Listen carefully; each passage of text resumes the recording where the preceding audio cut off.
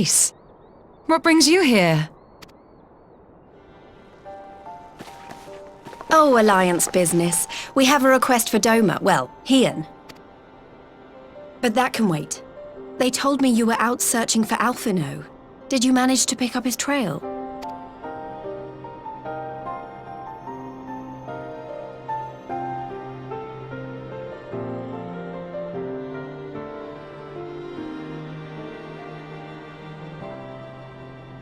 Well, if he wasn't at the crash site, he might still have escaped. We have to keep searching. And we will. Alphino embarked on this journey as an emissary of Doma, and I hold myself responsible for his safe return. I will have our shinobi in the provinces search for him as a matter of urgency. Chin up, Alize. You'll get to admonish your brother for his recklessness yet. Well, someone has to do it. I'm sure he's going to be fine. There is one thing I'm not sure about, though. You said it was the Emperor's personal guard that attacked Alphino's airship. But the Popularis would never have been able to arrange the prisoner exchange without Varus's blessing. So why would he sabotage his own mission? They may not have been acting on Varus's orders. The guard answer not only to him, but to his family, the Crown Prince included. When Yotsuyu summoned Tsukuyomi, Asahi was quick to proclaim that a dormant citizen had violated the terms of our agreement, that the negotiations had failed. And it is this version of events that is now being repeated across Garlemald. To hear the tale, one would think the prisoner exchange never took place. Plainly, someone is manipulating matters from the shadows, most likely Xenos, or whoever it is that wears his face. Whichever Ascian you mean. We all know the nature of our adversary. The servants of chaos are true to their name. Their meddling has cost Doma a chance at peace. Whoever it was that loosed his personal guard, the Emperor cannot be ignorant of these developments. We must proceed on the assumption that our treaty is indeed in tatters.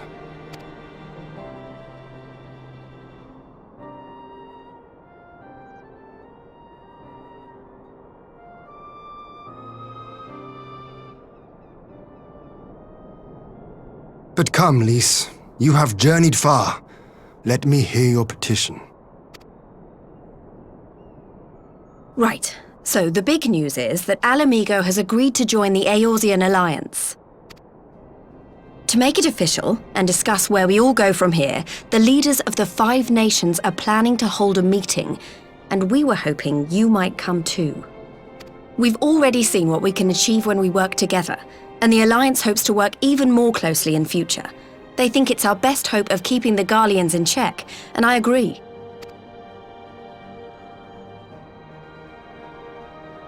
As do I.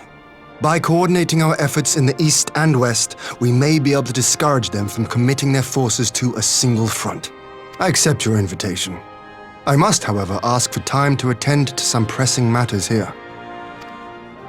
In light of recent events, the risk of Imperial reprisals is greater than ever, and I would not leave Doma unguarded. Ere I depart, I must shore up her defenses. Understood. I'll let the Alliance know. We'll wait to hear from you before setting a date. The meeting's to be held at the Royal Palace in Alamigo, incidentally. Do you remember the way? Well enough. Please assure my hosts that I will not keep them waiting any longer than I have to. Consider it done. And thank you for agreeing to come. If we all put our heads together, we're sure to find the best way forward. For everyone.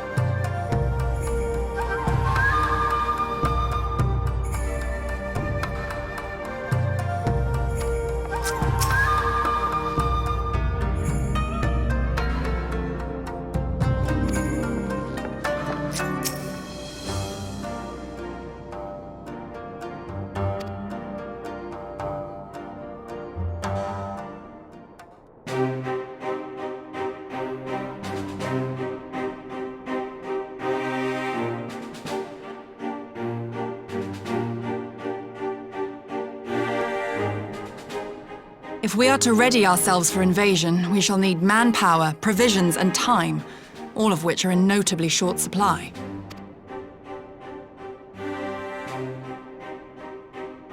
Candid as ever, Yugiri, and correct, I concede. Fortunately, I have an idea. 'Tis plain no single nation can stand against the might of the Empire. And it was only with the aid of others that Dorma succeeded in winning her freedom. So, I mean to take a leaf out of our Eorzean friends' book and form an alliance of our own. In addition to those with whom we already share an understanding, I would reach out to Hingashi and Suinosato, and further afield to the myriad peoples of Nangsha and Dalmasca. I am under no illusion. Not all will answer the call. Yet disparate though we may be, we are united in our desire for freedom. If our neighbors could be made to see what is at stake, Asian machinations and all, cooperation need not be so far-fetched a notion. It may even seem practical. Under the guidance of our former leader, Master Louis Soir, we once strove to unite the fractious city-states of Eorzea. I dare say that experience shall be of use in your endeavor. We should be glad of your wisdom. For the record, I would have been in favor of this plan even if it hadn't been my grandfather's, but I have to ask, how will we secure the time to carry it out? Not that anyone has forgotten, but the Garleans have airships. Lots and lots of airships. Should they catch wind of our plan, they could send an armada to overwhelm us before our alliance had even begun to take shape. Not if we deny them access to the skies. During our time in the Burn, the Warrior of Light and I chanced upon some Allagan ruins. Oh? As such ruins go, they were not particularly unusual. But something about the surrounding land struck me as odd. Faint though it was, its ethereal residue was uncannily similar to that of Azizlar. Identical, in fact. For locations so far removed to share a single etheric signature is all but impossible. I conclude, therefore, that the Allegans created the floating continent with land taken from the burn. While that is a most intriguing theory, I fail to see what relevance it has to Dorma's defense. Azizlar was enclosed in a powerful energy barrier, impenetrable even to an Agrias-class battleship. It occurred to me that those ruins may have enjoyed similar protection. I have no proof, but the Warrior of Light did report seeing a structure resembling other known Allegan field generators.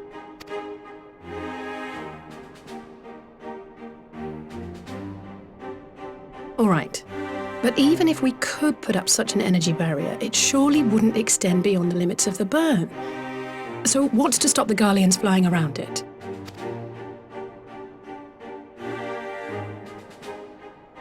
Fuel.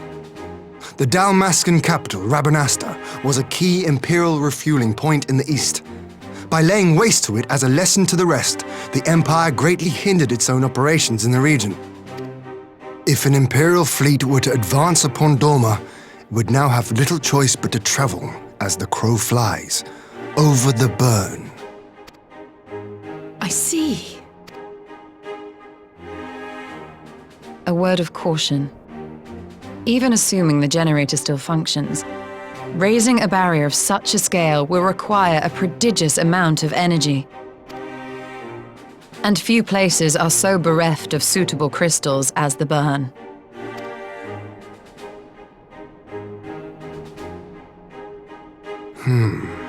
A source of energy. Tell me, did the Allegans make a habit of launching things into the sky?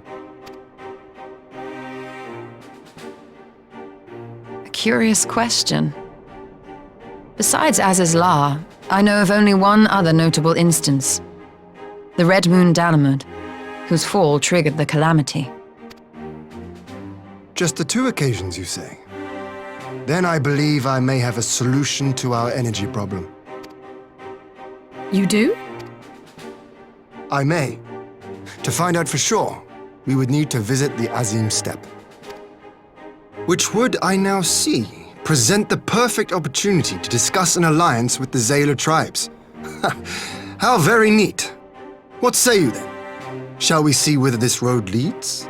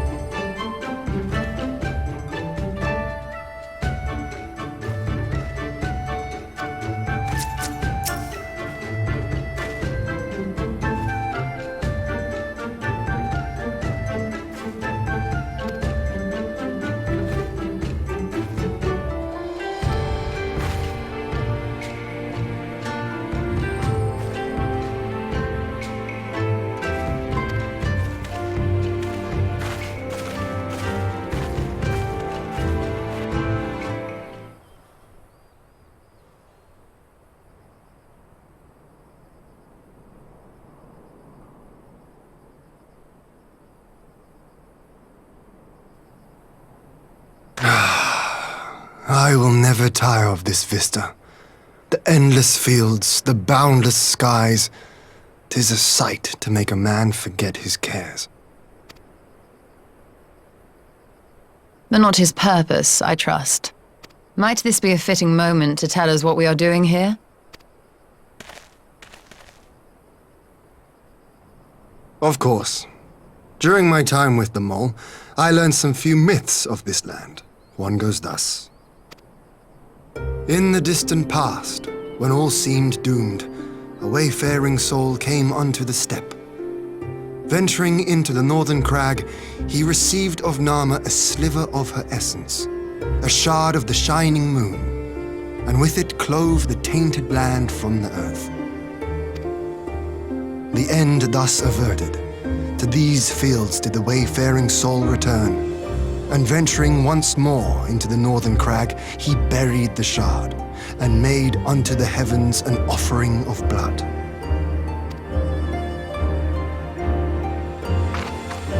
A tainted land cloven from the earth and an offering of blood to the heavens. Azizlar and Dalamud. That was my thinking, yes. And you believe that yonder mountains hide an artifact possessed of sufficient power to raise Azizlar up to the heavens. I suppose that might suffice. Worth a closer look, would you say? I would.